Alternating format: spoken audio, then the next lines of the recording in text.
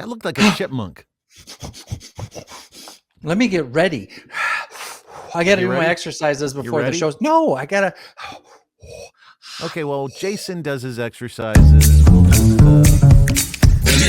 just, welcome. Are you all exercised? I'm exercised. We can start the show, Exorcism is done? The exorcism is finished. Okay. All right. Hello and welcome to yet another beautiful and glorious episode of Entertainment Dudes. We are the dudes. I'm Cam from Nashville. And I'm Jason. I'm from Los Angeles. I'm director dude, and Cam is ballerina dude. No, voiceover. I didn't know you did voiceover. Dude. I do voiceover. That's right. You keep telling me this. It's not ballerina dude. It's a voiceover. My little dude. tribble that I speak into. You know, the idea right now of you in a tutu is actually quite terrifying. You should see me in a 3-3. And you anyway, and you still have your man bun. You still have your I don't man have a bun. man which, bun. It's dude, it's a bun. No, that's man, not a bun. That's just like bun. a manny tail. It's a ponytail. Do have a manny tail. Right. No, I don't even know if I could do this show with a man with a manny tail. All right, before everybody leaves, why don't we talk about who is on as a guest today? All right, somebody we have know and love. Yes. You're going to say something? No, I mean, I forgot to say exciting. It's an exciting guest. It's an exciting guest. I'll take a tea. We're really excited to have Zack Bennett on. Now, for those of you who don't know, he's in the show. Okay, here we go. Welcome to the show. Wow. I think he's been muted. You muted yourself. He's been muted. Out of courtesy for us. I don't know. I don't think I can unmute him. Can I? I don't think so. He's got to unmute himself. There we go. Hey, he did it. There we go. Now I can hear you. Sorry about that.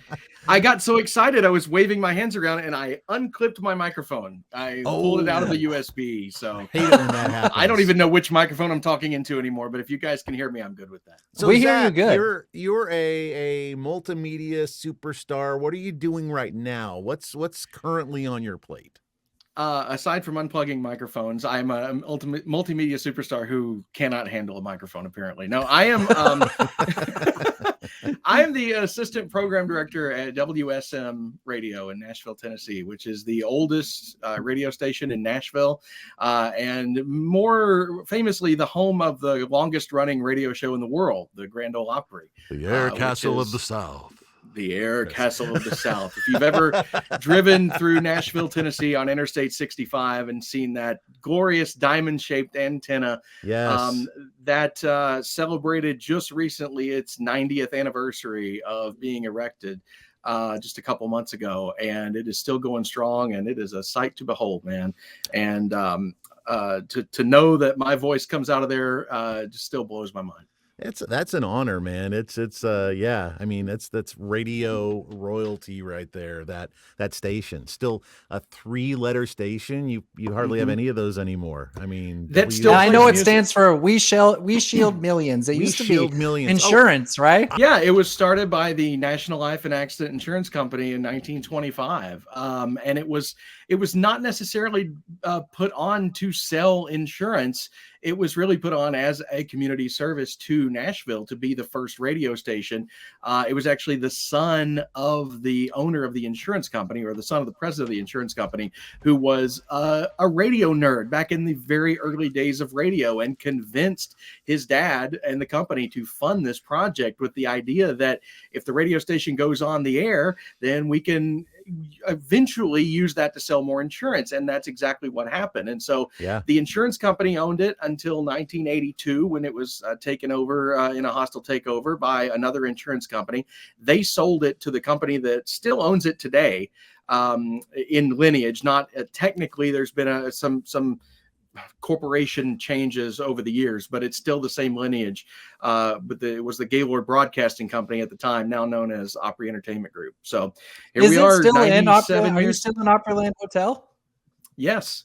Okay. Our studio is right there in the middle of Opryland Hotel in the Magnolia lobby. It is the weirdest radio studio I've ever worked in. Isn't that wild? Yeah. Cam, I assume you've been in there. Oh yeah, many times. Yeah, it is a converted hotel room that they have built a bay window in front of. And so when you're on the air, you are performing to an audience of people from out of town walking through this hallway in front of you. And so there'll be people banging on the windows and knocking and waving at you and doing everything to try to distract you. Yep. And you have nowhere to look but right at them. It's a very odd radio job. Now sure. we all worked Bare together butt at cheeks a in the glass. Yeah. Has anyone ever mooned the glass brick? Oh gosh. Not since I've been there, but I have heard stories about the days when there was a nightclub right next door to it. That nightclub is now a bar that attracts a slightly different clientele. But about 10 years ago, it was a nightclub that I think Kim Kardashian was there for the opening of. That's what they were going for, was that kind of clientele. I have heard stories about some of the things people saw in those days, but it's a little more tame. Yeah, we actually shot a couple of videos to in park. Nobody goes in there if they don't have to. No, now we all worked together at a place that had a similar glass studio. But Zach, you and I have gone back to like early school days. But Jason, Zach, and I all worked together at the Dave Ramsey organization. So that's how we all know each other. And yeah, we all worked on the show together. On the show together. Yeah. So now we've moved on to other things, but just for the audience, that's how we all know each other collectively. And yeah, I was just thinking about that. Cam goes back to when I was in elementary school. Are you serious? You know each other that far back? Yeah. So Cam, I think you're 5 or 6 years older than me, and we went to a small private school just east of Nashville. And Cam was at that time working on the most popular radio station in town. And that's how I knew of him. Of course, we didn't hang out because I was in like 6th grade and he was a junior or something like that. Right. But it was a small school. So the elementary and the high school were all in the same area. And we, like, in elementary, our class, like, Cam was a god because he was on Y107. And I'm just finding out about this. So yeah, nothing has changed. I view him the same way, Zach. So we all knew of Cam that way. And then through the years, Cam and I, like, we never actually crossed paths, but we had all these mutual friends. Exactly. And then we became Facebook friends when Facebook was new, and that's what led us all to what's Facebook Cam and me working together. It was really popular in 2007. You know what's funny about heard of it. Jason is that we were all in the same circle. And when they were asking about Jason coming to our former employer, I had all kinds of people that knew him, but I had never met Jason. So we never communicated. Yeah. Before. Same with Cam. I know crazy. Cam. Everyone knows Cam. And yeah, it was the same thing. How can we be in such a small industry, have known so many people and never crossed paths and never even heard of each other? So I'm bringing up, you're at WSM. I was at WSMV-TV for a while. Which I've always hated that they added the V to it. To have a legacy TV station, WSM-TV, that would have been so cool. But one day they were cleaning out, and this thing made it into the trash. And this is old original WSM news back from the early radio days when they actually had the jackets and they would put the pin on the lapel. Some really old stuff. And so I've kind of treasured this over the years. It's like, wow, when I saw that, it was amazing. And that was when our station moved into the Opryland Hotel, was when it had to separate from the TV in the early 80s. And that was an FCC deal at the time, that there was no grandfathering in at that point. So if you changed owners, you had to change your call sign. So I hate that. So now we're kind of back together because our morning show, it's broadcast on Circle, which is a network that is co-owned by Opry Entertainment and Gray Television, which owns Channel 4, and Circle is on Channel 4.5. So the WSM radio morning show is now on WSMV every day. So. And I remember even back earlier, things were separated, but you still had Richard Thomas, WSM Flight 650 on both. So he would be on WSMV, and so they've always kind of maintained a relationship. My radio stop before WSM was WSM-FM, which is owned by a third company now. I was there for about 7 years on the air. And the whole time I was there, I would tell people I work at WSM, and they would always be, oh, cool, the Opry? No, the other one. And so now I'm at the actual WSM. But it's such an honor to be there, man. I get to just a little bit about what I do on a daily basis. So I'm helping to run the radio station. Obviously, we're coordinate programming, and we have a lot of third-party programming that not just that is delivered to us, but we work with artists to develop programming around them. A guy named Dom Flemons, who is a big artist in the roots and Americana genre, works with us, and Charlie Worsham, who is a member of Dierks Bentley's band and a country star in his own right. We do a monthly show with him. Daly and Vincent, bluegrass, maybe the top act in bluegrass music. We do a monthly show with them. So I work to coordinate all those shows and put those together every month. And then maybe one of the coolest parts of my job is that I write the scripts now for the announcers for the Grand Ole Opry. That's amazing. Which has afforded me the opportunity to be on the team that is helping to shape the Opry as we approach the 100th anniversary, and how can we streamline things. And I'm sitting in those meetings going, why am I here? It's like, this is something that I have paid attention to my whole life, is the Grand Ole Opry, and to be on the team that's helping to shape that and to mold it is just such an honor, and it never phases me. And then I get to, or I guess it does phase me. It blows my mind. Never ceases to phase you. It never ceases to phase me. Yeah. But then what's also cool is, because I write the scripts for the Opry, I get to go up on stage 3 or 4 times a week and drop those scripts off at the podium. And so just today, 3 or 4 hours ago, I'm standing on the stage at the Grand Ole Opry. and did you sing? No, because I would like the building to stay there. Yeah, because once they find out how beautiful your voice is, then no, they'll never. Melodic angel.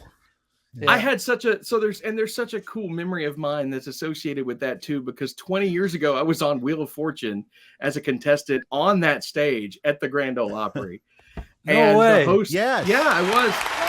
Yeah. It's been all Zack here. $3,800 that round, $6,800 altogether. But don't worry, everybody, we're just getting started here. And the host of Wheel of Fortune, of course, is Pat Sajak, who 20 years before that was working as the afternoon guy on WSM radio. Yep. So there's and a picture TV. and TV. So there's a picture of me and Pat Sajak on stage at the Grand Ole Opry, 20 years separate from either of us working there. And then I have a picture on stage at the Grand Ole Opry with Enos, Sonny Schroyer from the Dukes of Hazzard. Yeah. And we had an album out together. So I've got a picture on the stage singing with him too. So, hey, that's something else. So we have you've made your Grand Ole Opry debut. I did. As a matter of fact, though, check this out. Like, I love this picture. This is in my game room, but it's like an old that's awesome. Opry picture. This is from the Ryman. Yeah, that's when from they're on Ryman. the Ryman. But I love this picture. There's some amazing people in there. Roy Acuff, Grandpa Jones. But yeah, when I was are you in that photo too? I'm not in this photo, but I do have a lot of backstage photos at the Opry. My parents were songwriters, record producers, and so forth. So I grew up backstage at the Opry. So I've got a lot of pictures back there and a lot of great memories, especially in the green room back there. So always a fun place to hang out. And then I remember years ago they used to shoot Hee Haw on the other side of where the Studio A, where the Grand Ole Opry is. So it's a pretty cool area back there. And I remember all the they were shooting a video for Little Big Town in that space this afternoon. Yeah. I was not supposed to go back there, and I accidentally did because I didn't realize it was a closed set, and I just wander back there because that's where one of the restrooms is for the staff, and I was like, "What in the world is going on back here?" And so I don't think I got on camera, but I should not have been on the set. Not a closed set anymore. I was like, I just gotta go to the bathroom, man. Oh, I've done a number of productions on the other side, not the music side, but on the production side, shooting at the Grand Ole Opry and shooting at Opryland Hotel. And while I was in film school, I actually worked at the Gaylord Opryland Hotel in the convention center. Oh, really? And yeah, during the lunch, a lot of times we do some of our trips and we go by the WSM window, just watch whoever was in there for a little bit. And, you try to make them laugh while they're doing the show. And most of the time, it's the staff. It's the staff that actually, I was just wondering if you remembered my butt cheeks. I wasn't going to say anything. Cheeky fellow, that guy. Oh man! But you've had a long and storied radio career as well. You've been in different markets. Can you talk about that, your journey through it? You've been a PD. You've been a bunch of different things. So my dad was in radio. He was a personality in the 70s in small towns. He worked in Lebanon, Tennessee, and McMinnville, Tennessee. He never made it to the big time, but I don't know that he really ever wanted to. He had that existence where he just loved being on the radio in these small towns and being a big fish in a small pond. And his radio career actually ended the day before I was born when the station went dark. Wow. They ran out of money and he was put out of a job the day before I was born. Oh my gosh. Oh man, that's a tough.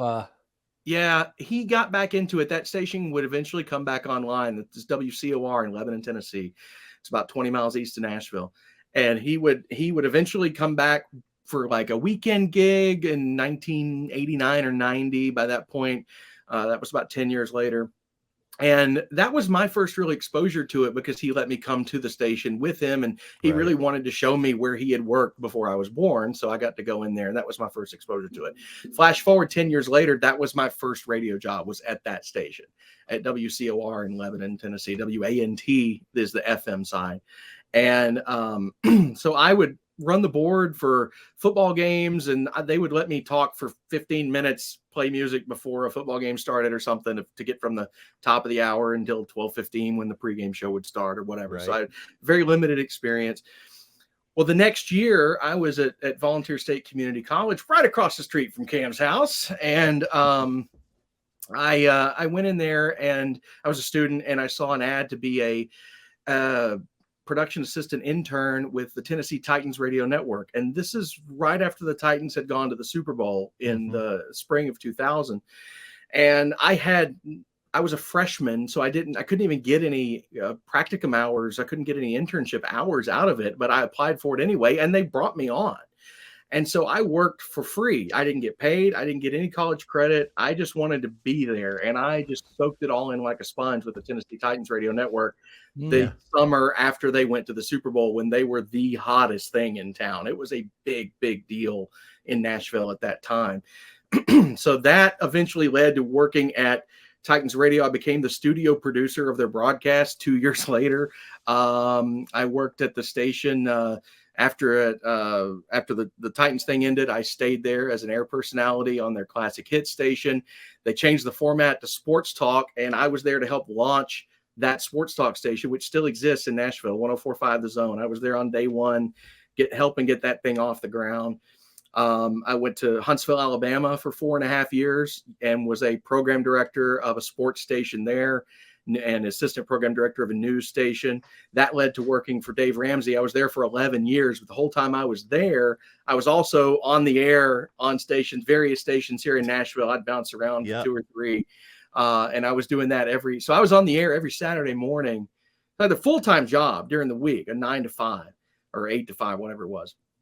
And then I would go and be on the radio Saturday mornings. I'd have to be there at 4 a.m.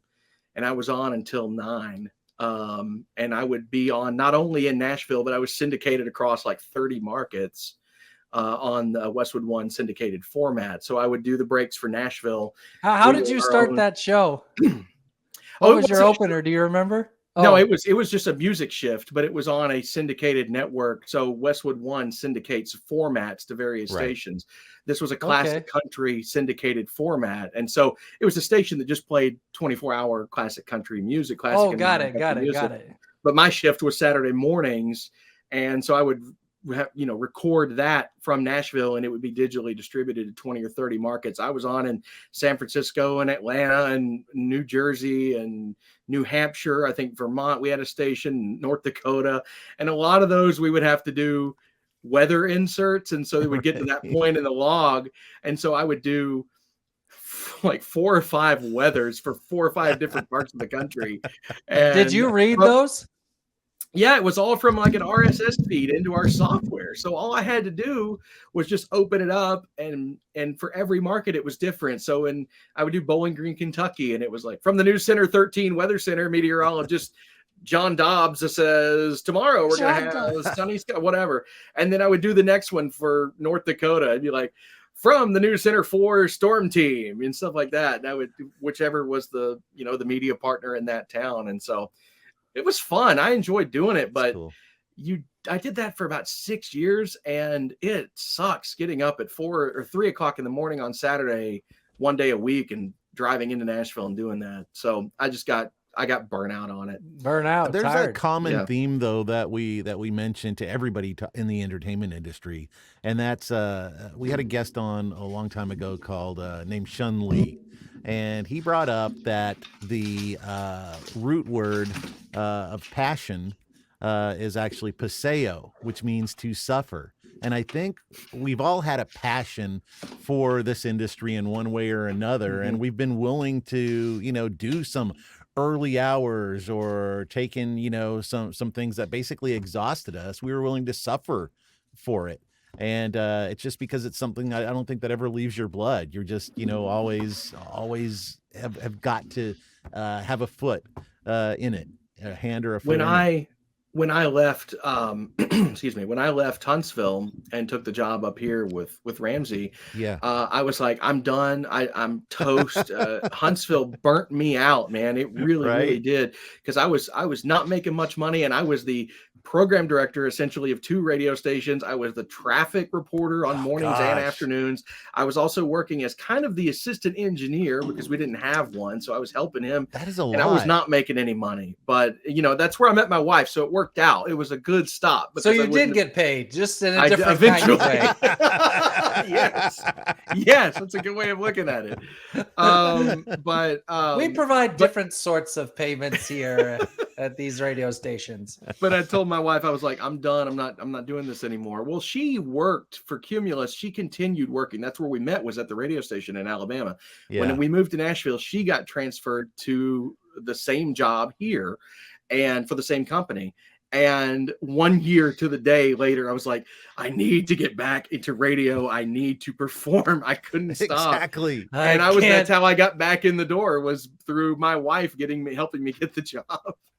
I think voiceover for me has been a way, because I've always loved acting. Back in the school days, I used to be in like every play and stuff. So I've always loved acting. I've done stage and on camera, and then I loved radio. And I feel like voiceover has been kind of a thing that placates that desire in me, because I get to do the talking behind the mic. I get to do the acting, and it really has. All those parts have come together in voiceover for me. Yeah, and for me too. I didn't quite realize how much of a performance art radio is until just recently, because for me, it's never really felt like a job. It's just fun. I mean, I was exposed to it from such a young age because my dad did it. And even when he wasn't actively doing it, we talked about it when I was a kid, because I was just fascinated by it. And we would sit in the car and listen to AM radio stations from afar. Like, we would tune into WLW out of Cleveland, and at the time it was 3WE out of WLW was Cincinnati, the 3WE was out of Cleveland, and WWL out of New Orleans, and WSB out of Atlanta. We would just sit in the car and just thumb through those, and we would have radio conversations when I was a teenager, before I ever got into it. And it was one of those things. It's like, I won't say it came natural, because I've had some great coaches over the years who have taught me best practices on ways to do things and keep things succinct, and don't ramble when you're on the air, and just to make things the most entertaining for the audience. So I won't say it came natural to me. It was in my blood, I think, because my dad did it. But just recently, I've really discovered how much of a performance art it is, and theater of the mind, when I started doing improv comedy a few months ago. And I was talking to my instructor last night at the class that I'm in Nashville, and I was like, when I'm on the radio, my heart rate goes down, my blood pressure goes down, because and for 25 years, if I turn on a microphone, it does not bother me. I'm operating without a net. It's way more exciting to do it live than to voice track and pre-record stuff, because just knowing that net is underneath you, you screw up way more. And when it's not, it's like game on. When you're live, and especially when you're live and there's no 7-second delay, you really have no room for error there. And so, you know, I was talking to my improv instructor about that last night, because when I go up on stage at improv, my heart rate just goes through the roof. And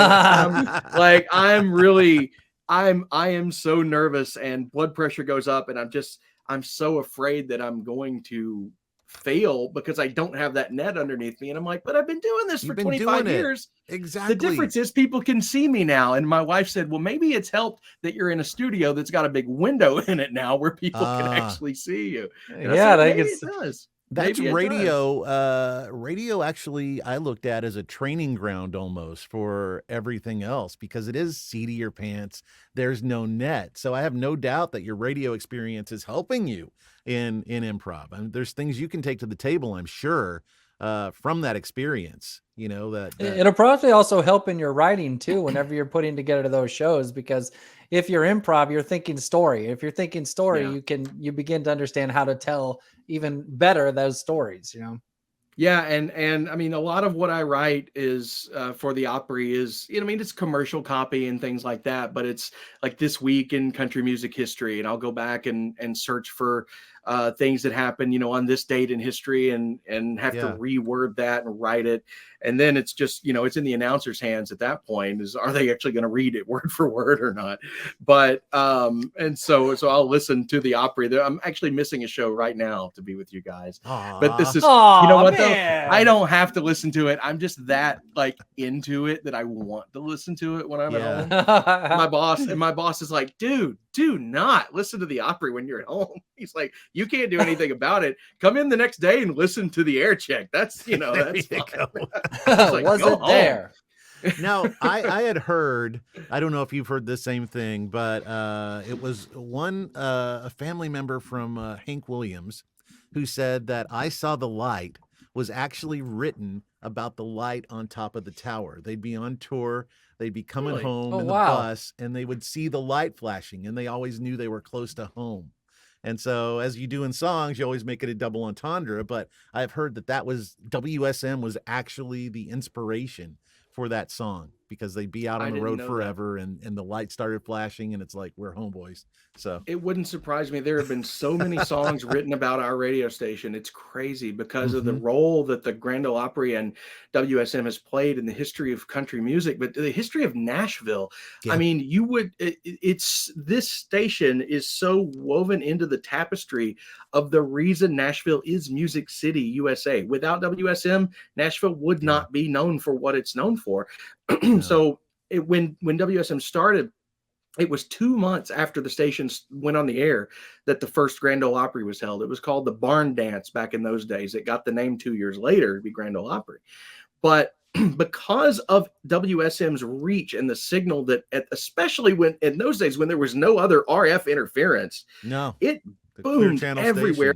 If you had a radio anywhere in the eastern half of the country, you were listening to that every Saturday night.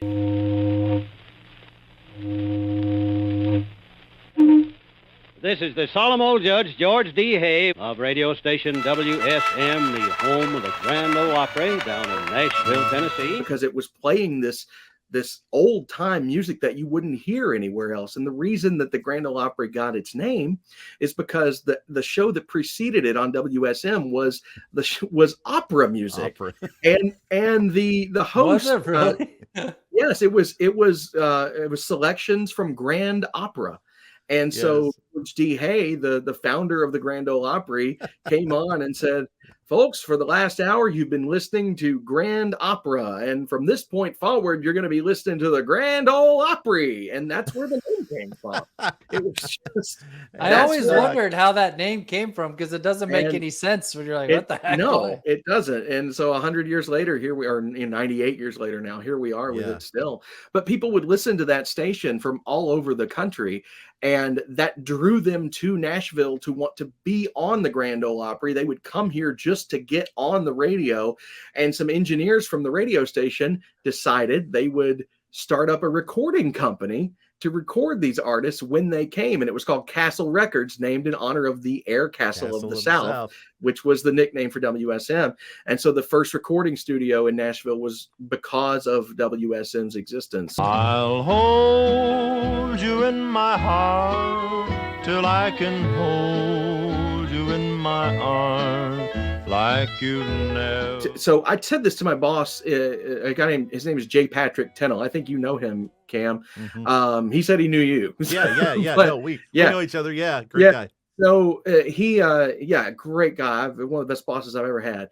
But he and I were talking about it even before I came on, and I was like, I envy you. I said, because you are the caretaker of something that is so special and so integral to the city and to the history of country music. And he said he doesn't take that lightly. And so being a part of that team, I don't take that lightly.